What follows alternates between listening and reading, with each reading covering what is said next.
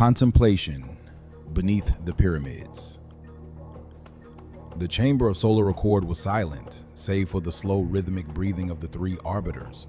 They were the Triad of Djedet, the pillars of eternity, and for 3 days and nights they had sat in stillness beneath the weight of the great pyramids, whose peaks were not stone, but focused energy, piercing the heavens. Their names were spoken only in whispers.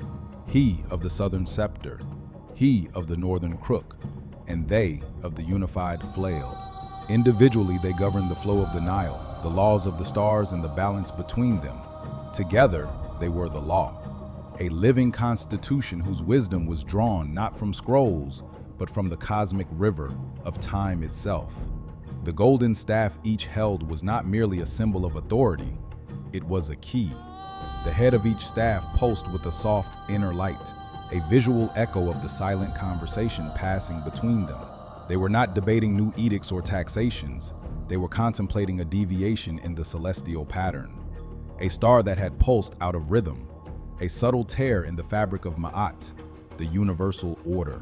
He of the southern scepter, his broad collar etched with the patterns of the flowing river, felt the disruption as a tremor in the water tables. The annual flood would be late by 3 breaths of the moon, and the life of the delta depended on its precision. He of the northern crook, his headdress woven with silver threads of star charts, saw the mathematical flaw in the constellation of the Sphinx.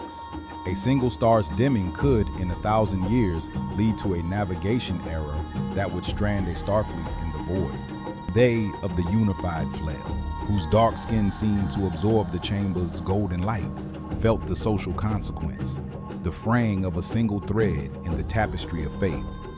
A village, sensing the imbalance, had begun to hoard grain, their trust in the divine order shaken. Their contemplation was not passive, it was an act of profound creation. As they sat, their combined consciousness reached out, their staves acting as tuning forks. The intricate hieroglyphs on the walls behind them began to glow, not with remembered stories, but with active, shifting calculations. The golden patterns swirled, recomposing themselves into new equations of balance. They did not speak a word. A decision was reached not by vote, but by resonance. A shared understanding settled upon them, as gentle and absolute as the dawn. He of the southern scepter tilted his staff a fraction of a degree.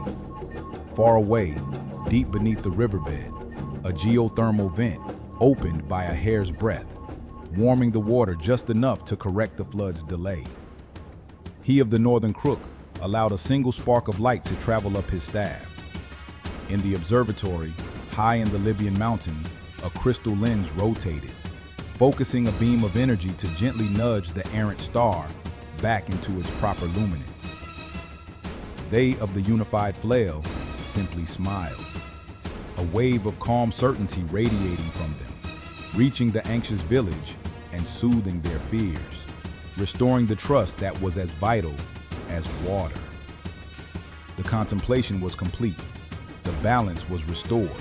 The 3 pillars rose as one, their staves now still, their duty to the cosmos for another day fulfilled.